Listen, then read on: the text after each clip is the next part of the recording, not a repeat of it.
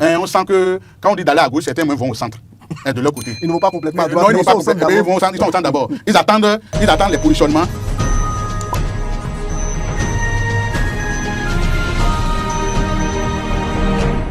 Vous parlez du travail. Qu'est-ce qui est fait concrètement pour faire face à la candidature, au candidat de la mouvance présidentielle? Qu'est-ce qui est fait pour qu'on choisisse notre duo ou bien qu'est-ce qui est fait pour faire face au Quel travail de fond vous êtes en train de faire pour que les profils puissent tenir devant ce profil-là aussi, même si vous estimez que ce n'est pas extraordinaire, le peuple pense que quand même c'est un profil qui tient la route. Non, ce que nous faisons, c'est qu'il y a consultation, c'est que le comité a été mis en place. Le comité sort d'abord les critères que vous avez vus, qu'on a publiés, les critères. C'est un appel à candidature. Les candidats, ceux qui sont intéressés, déposent leur dossier avec les conditions qu'ils remplissent, les conditions. Et après, ils passent devant le comité pour faire un grand oral. On va les poser des questions pour voir la vision qu'ils ont du pays qu'ils veulent imprimer s'ils viennent au pays, s'ils viennent au pouvoir. Et ça aide. Donc vous voyez que c'est tout un grand travail. Il faut écouter tout le monde. Il faut préparer les choses, il faut impliquer beaucoup de personnes dans le travail qui a été fait. Justement, vous êtes en train de parler de cela et on parle de retard, vous dites non, face à tout ce travail à abattre, ne pensez pas vous que le temps qui vous reste est très peu? Non, le temps, nous savons ce que nous sommes en train de faire, nous avons déjà tout mis en place, on écoute les gens. Le 4 prochain, on reçoit les dossiers et le comité aura son 4 jours pour écouter les gens. Allez-y, finissez avec les critères. Oui. Non, les critères, bon, les critères, c'est que vous voulez que je rentre dans les critères. Bon, oui, c'est pas quelques critères importants quand même. Oui, quelques critères importants. Il faudrait que vous soyez quelqu'un qui est politiquement connu, qui est un bon militant, d'accord, qui est une certaine popularité, qui est capable de rassembler les gens le soir. Il faut que vous soyez quelqu'un qui soit capable quand même de mobiliser des fonds pour la campagne. D'accord. Et autre critère, il faut quand même déposer votre dossier de candidature. Il faut d'abord avoir toutes vos pièces. Vous devez avoir toutes les pièces, du début jusqu'à la fin. Donc vous devez avoir toutes les pièces. Et après ça, vous devez déposer 2 chèques. Un chèque de 20 millions de francs CFA certifié et un autre chèque de 5 millions de francs CFA certifié. Justement, en parlant de ces chèques-là, vous ne pensez-vous pas que cela peut constituer un handicap pour la bonne personne que vous pouviez choisir? Non, vous savez, lorsque vous voulez vous aspirer à cette fonction-là, ce n'est pas être chef de quartier.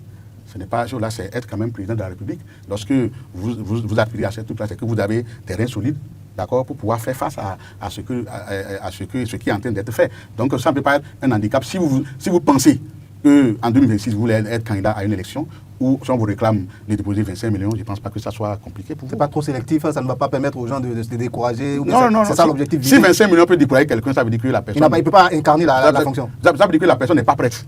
La personne peut incarner, mais la personne n'est pas prête. Parce que pour être prêt, il faut faire une campagne électorale. Et si c'est cette personne qu'il faut par rapport au peuple? Mais si ce n'est pas par rapport au peuple, ça veut dire que la personne est vendable. La personne peut aller se faire vendre et une popularité. Oui, et amener des sous, bien sûr. Moi, j'ai une petite question de précision. Par rapport au comité que vous avez choisi, il peut avoir discorde aussi si jamais quelqu'un au sein du comité veut se présenter. Si quelqu'un est dans le comité désigné par les bureaux départementaux, si quelqu'un au sein de ce comité, je ne sais pas, peut-être si M. Karim Goundi est dedans, et que vous dites que non, moi je vais être candidat aussi, il y aura mal donne quelque part. Non, si vous voulez être candidat, vous ne pouvez pas être du comité. Donc ceux qui sont candidats ne peuvent pas être du comité. Si vous êtes candidat, vous ne pouvez pas être du comité. Allez-y. Oui, et on permet aux gens de savoir qui est candidat, qui n'est pas candidat, qui veut être candidat, qui n'est pas candidat. On dit, bon, choisissez, mais quelqu'un qui veut être candidat ne peut pas être du comité. Même ceux qui sont du comité et qui veulent aller aux élections législatives, par exemple, je donne un exemple, vous pouvez être de la 24e circonscription électorale et vous êtes dans le comité et vous êtes candidat. Lorsqu'on va arriver pour trancher le cas des dossiers de la 24e circonscription électorale, vous ne siégez pas. On vous dit, vous ne pouvez pas être jugé parti. Je ne sais pas si vous comprenez. Donc voilà, on vous dit, ne siégez pas et pour que les autres tranchent à votre place. C'est ça que tout a été mis en place pour que ce soit comme ça. Parlons des critères, qui les a établis? Les critères, c'est le président Boniaï qui s'est assis, qui a rédigé le critère, qui a dit, les gars, c'est ce qu'on va rester. Oui, mais puisqu'il connaît la fonction, c'est lui qui a été président. Il normalement, est-ce que normalement même son expérience ne pourrait pas faire foi pour désigner le candidat? Non, permettez que je réponde à la première question.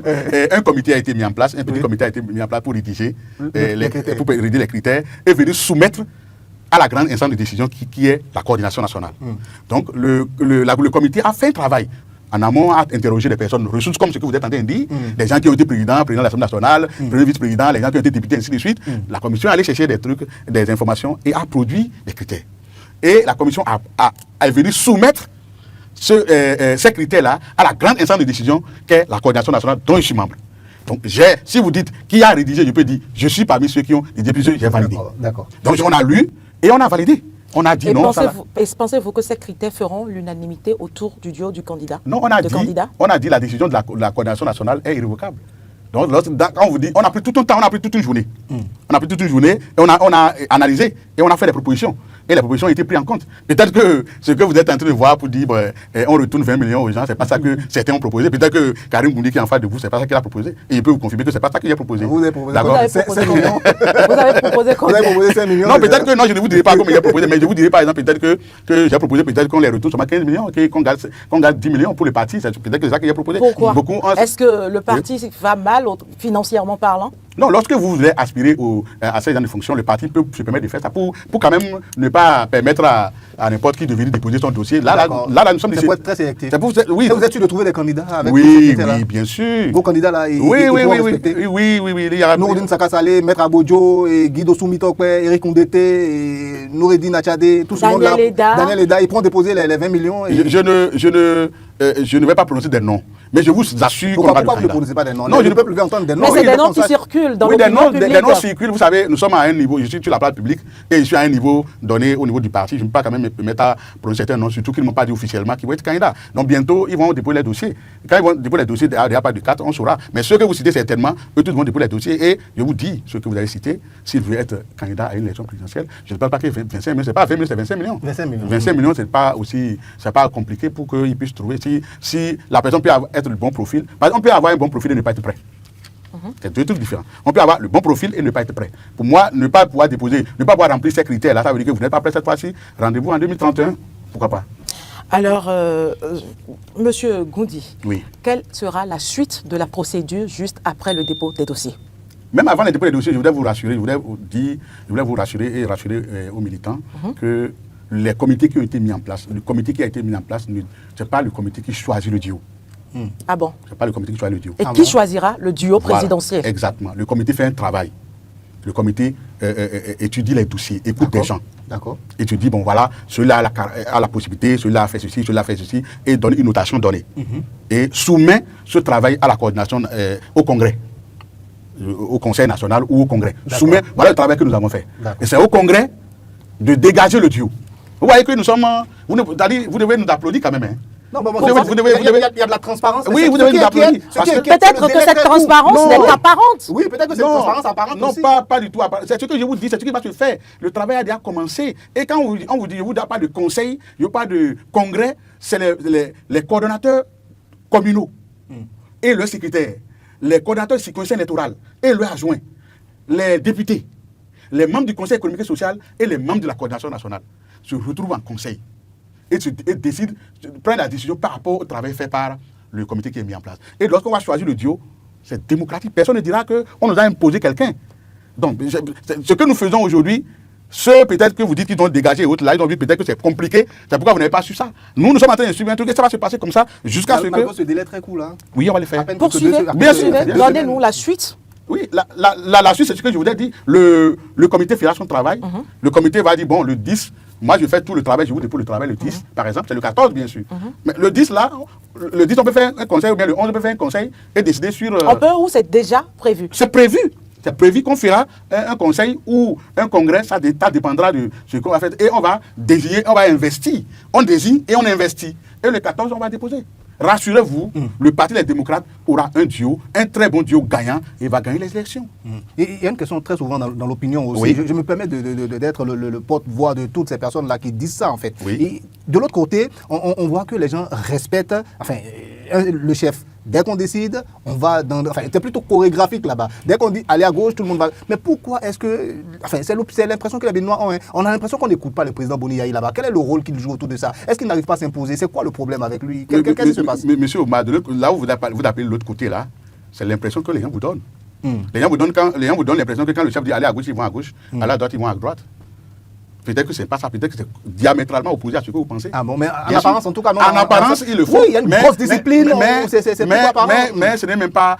De plus en plus, on sent. Ah bon? On sent que quand on dit d'aller à gauche, certains vont au centre.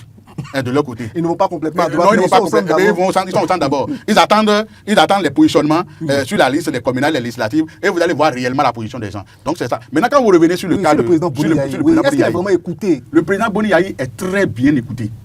il est très bien écouté, seulement qu'il s'en tient au test. Il est démocrate.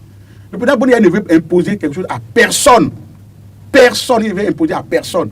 Demain, on ne dira pas, vous vous rappelez de 2016, quand le candidat Zizou est sorti, qu'est-ce que les gens ont dit? C'est le président Boni Yayi qui nous l'a imposé. Et vous pensez que l'homme n'a pas de ses erreurs? Mais alors, qu'est-ce que vous avez... Il n'a pas ses erreurs et il nous guide. Il nous guide, il nous oriente. Mais il ne nous impose rien. Qu'est-ce que vous avez à répondre alors à ceux qui pensent qu'il est en train de travailler pour son fils Tchabi Yayi? D'abord, pour ses enfants de façon générale. D'abord, ceux qui parlent des enfants de président Boni Yayi, c'est parce qu'ils ne le connaissent pas en fait. Ah bon? Ils ne connaissent pas le président Boni Yayi. Mais ils sont le président Boni Yayi a fait 10 ans au pouvoir. Aucun chef n'a été ministre. C'est vrai, Nasser était à la présidence, d'accord, et Rachel aussi était à la présidence, mais il n'a jamais nommé, il n'a jamais fait une promotion de ses fils. Et là, lorsque vous appelez Tchabi Yayi, c'est que ces gens n'ont pas l'information. En 2026, Tchabi Yayi n'aura pas 40 ans. Donc pourquoi il va faire la promotion de quelqu'un qui n'a pas 40 ans? D'accord. Donc là, il y a... Non, mais parmi ses enfants, entre Nasser et Rachel, lequel veut se positionner? Là, je ne sais pas. Là, en toute vérité, là où je suis, je ne sais pas celui ou celle qui veut se présenter. J'ai l'impression que vous nous cachez quand même. Non, pas du tout, je ne cache rien, parce que moi j'ai mes sentiments personnels. C'est pas personnel. Il y a peut-être mes relations personnelles avec eux, mais ça n'a rien à voir avec la réalité, avec ce que eux veulent. Donc je ne pense pas que le président Boni Yayi, si vous apprenez un jour, si vous voyez un jour que le président Boni Yayi, que un de ses fils ou bien une de ses filles est candidate, ça ne serait pas du fait du président. Nasser n'est pas candidat. Je ne sais pas encore. Rachel Yayi n'est pas candidate. Je ne sais pas. Candidate, pardon. Je ne sais pas. Les deux ont 40 ans, c'est vrai. Je ne sais pas. Ils peuvent être candidats, mais je ne sais pas encore.